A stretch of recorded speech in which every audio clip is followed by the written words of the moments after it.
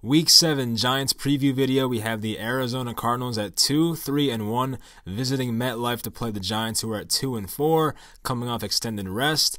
Before we get into the video, if you want to follow me on Twitter, it's at Mike_NYY. If you want me to follow you back, let me know. I believe that's it. So now let's get into the Arizona Cardinals notes. So we will start with Arizona's defense. They're allowing 28.5 points per game, which is tied for 29th in the NFL. They are allowing 132.8 rushing yards per game, 26th in the NFL, 281 passing yards per game, 30th in the NFL, and 414 total yards per game, also 30th in the NFL. They have 14 sacks as a team. That's middle of the pack, 14th in the NFL. So based off those numbers, they're obviously not the scariest defense. I would even call them a below average defense. The Giants offense should be able to put up points in this one, but they do have some good players on this team. So Jordan Hicks is a guy that stands out to me. We might know him from the Eagles. He is a former Eagle. He's the guy in this picture actually on the top left. So he's a good, really good free agent acquisition for them. He's been playing his ass off this year so far. Terrell Suggs and Chandler Jones, they each have 4+ sacks on the year. I think one of them has 4.5, one of them has 4. So those are some veterans right there. Obviously Chandler Jones is not as old as Terrell Suggs, but both of them are still playing at a pretty high level, so you have to watch out for them.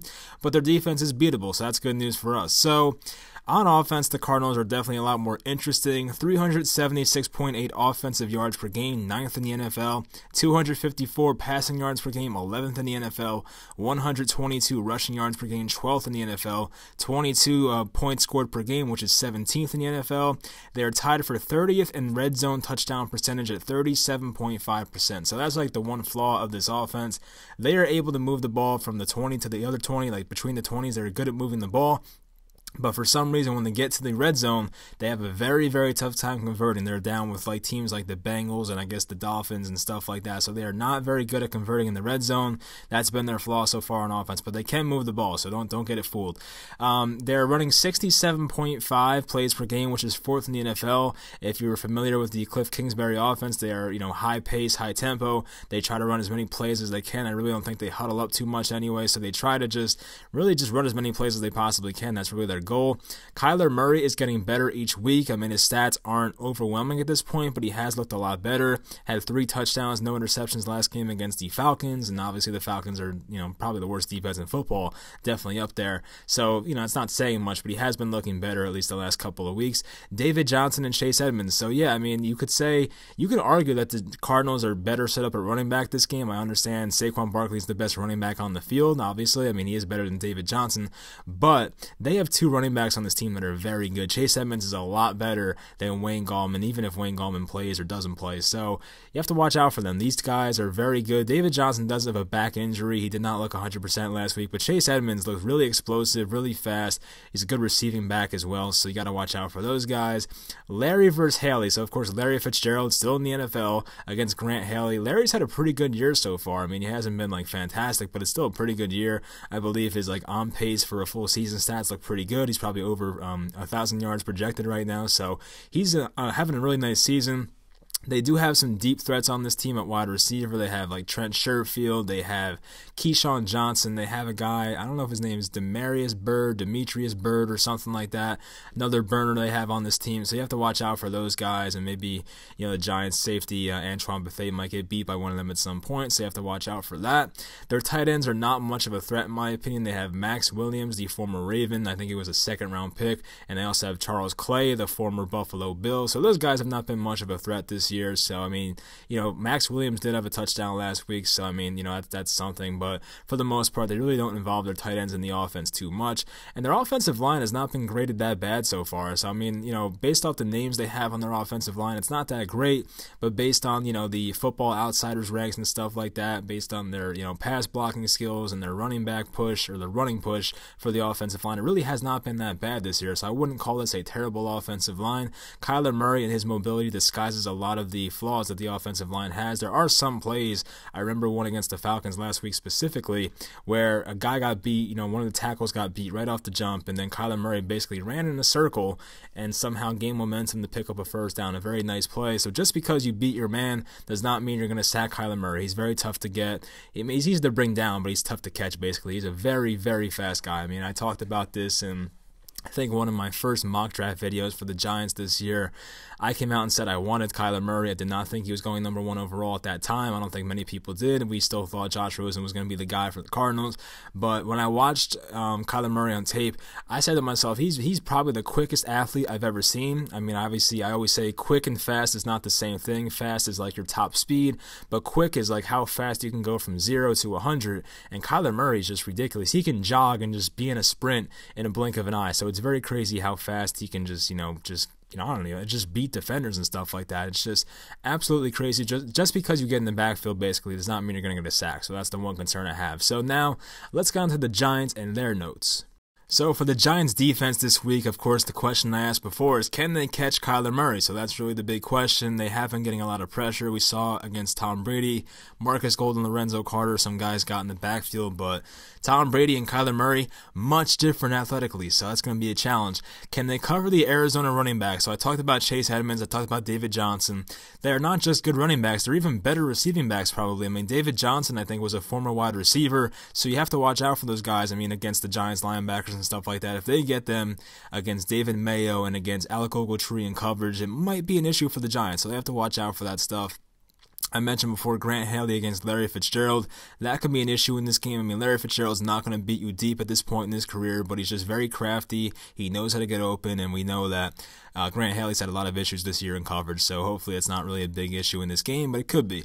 Kyler can make bad decisions at times, so I mean, actually I skipped one. Don't get beat deep. I talked about before for the Cardinals, I mean, they have a lot of fast receivers, probably some guys you've never even heard of, but they have a chance to beat you deep, so you have to watch out for those guys that run like the 4.40s. Kyler can make bad decisions. I mean, he does have like 4 interceptions this year. He does make some rookie mistakes sometimes. He's just like Daniel Jones. Sometimes the throws aren't that smart. Sometimes he might fumble the ball, that kind of stuff. So there might be opportunities for fumbles and turnovers and interceptions in this game. So keep their red zone inefficiencies going. That's a big thing. You don't want the Cardinals to all of a sudden just start scoring in the red zone. Keep their inefficiencies going. Find out what their flaw is in the red zone and just keep that going. And I would love to see Lorenzo Carter build off his New England performance. So we saw him with a sack in that game, a forced fumble. He had one run play blown up on a 3rd and 3. I went over that in my film review video. He looks really good in that game, Lorenzo Carter, so I hope he builds off that because he hasn't really been too impressive this year aside from last week's game.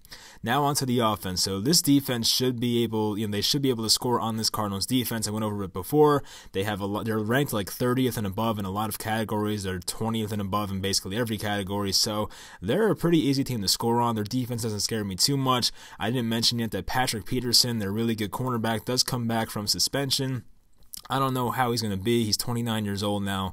Probably not the same player he once was, but he's still probably a top 10 cornerback in football, so you have to give that guy some respect. So I think it might be Darius Slayton on him. It might be Cody Latimer, because I don't think Patrick Peterson's going to travel in the slot with Golden Tate. I don't think he's going to follow Evan Engram. That would make no sense. And Saquon Barkley, obviously, he's a running back, so he's not going to guard those guys. So it might be an off game for Darius Slayton, but at least he'll create a distraction and stuff like that. Where am I? I don't even know where I am right now. Oh, so one of Daniel Jones' easiest opponents on defense. So, of course, I mean, this Cardinals team, I don't want to give them disrespect, but they're no Vikings. They are not the Patriots defense. They're definitely not that good. And they're probably even worse than the Bucs defense. So this is probably, aside from the Redskins, the easiest defense Daniel Jones will face so far. And I like him a lot in this game. I think Daniel Jones will have a very nice game in this one. He might make a mistake or two, but for the most part, his upside is going to be, very great in this game. I think he's going to put up some good numbers and be able to score a lot of points. The offensive line needs to be ready for Suggs and Jones. So I talked about Chandler Jones, Terrell Suggs. Those guys still have it. They're still pretty good pass rushers in this league. So the offensive line, specifically Nate Solder, Mike Rivers, they have to be ready for those guys. I'm not really worried about our guards. They've been great so far this year, Will Hernandez and Kevin Zeitler. But John Jalapeno has been a bit of an issue as well. So the center and the tackles basically are the issue. I feel like I'm most concerned with Nate Solder, second's Jalapeno, third's Remmers, fourth's Hernandez, and 5 is Zeitler. So that's really the order I'm concerned with these offensive linemen. But it's really not that big of an issue. I mean, we watched the Chiefs tonight. They have so many offensive line issues. A lot of teams have offensive line issues in the NFL. A lot due to injuries as well. I mean, the Chargers are a team that have a bunch of offensive line injuries. I feel bad for them. So at least the Giants have their offensive line intact right now, and they should be fine. So, first time with Evan Engram, Sterling Shepard. I don't even know why I said Shepard. I probably meant to say Saquon there, so that's on me. I'm sorry. Evan Engram, Saquon, and Golden Tate on the field at the same time. Obviously, Golden Tate was suspended when those guys were on the field before, so As for Sterling Shepard, I don't know if he's going to play in this game. I didn't make the injury list because, honestly, not a lot of big names are out injury-wise in this game. I'll just go over it real quick. So the Giants right now, Corey Ballantyne, Wayne Gallman, Olsen Pierre, Sterling Shepard, all battling concussions somehow, just all those guys. I think Ballantyne is probably going to sit. Wayne Gallman probably should play. Olsen Pierre probably should play. And Sterling Shepard I don't want to see play because 2 concussions in 3 weeks is pretty scary. It'd be nice to have him, obviously. He's our best wide receiver, but don't rush the guys. Don't rush him back. Don't ruin his career. Just keep him out for this game. I think we can manage without him on offense. So for the Cardinals now, there's a lot of people on this list. I'm not going to go over all of them, but so the big names I'll go over here. Zach Allen, their starting defensive end, did not practice on Thursday with a neck injury. Who else didn't practice? This guy's a special teamer, doesn't really matter. Max Williams, their tight end, had a light practice with an ankle injury. Christian Kirk, who I actually have on my fantasy team, I kind of want him to play in this game, has an ankle injury, and Cliff Kingsbury has came out and said he's not playing unless he's 100%. So their second best receiver, maybe even their best receiver at this point because of Larry Fitzgerald being on the back end of his career, Christian Kirk might not play in this game, which would be very nice for us, so hopefully he's out as well. Nothing else is that important really based on this list. I mean, David Johnson, obviously, with his back injury, we'll see if that tightens up and maybe he's out for the game. I don't know, something like that. But I didn't make a final score graphic as well, so I'm just going to put it out there. I'm going to say the Giants win this week. I don't know. I feel like if I was a neutral fan, I'd have picked the Cardinals because they've won the last 2 games and the Giants, have lost the last 2 games and stuff like that. But due to the fact that I'm a Giants fan and I want them to win this game, I'm going to say the Giants win this one 31-27. That's my prediction, so I'll go with that, and I think that'll be it for this video. So I don't want to keep it going too long. I mean, I'm pissed off. I watched the Yankees all night. You guys know I'm a Yankee fan. They play like absolute garbage in this game, so hopefully, if you're a Yankee fan watching this, I'm sorry. It's probably not our year, man. It's Astros and Nationals in the World Series, so not happy about it. But if you guys made it to the end, I appreciate it. I will talk to you next week. If you guys have any questions for like next week's preview show, which is like usually when I do questions, but I didn't ask today because I forgot, you can ask me on Twitter and I'll save them and I'll just answer them next time during next week's video for, I guess, who do we play next week? Maybe the Lions or the Cowboys? I forget who we play. I think it's the Lions, but we'll see. So I'll talk to you guys next week. Thanks for watching, and as I said, talk to you next week.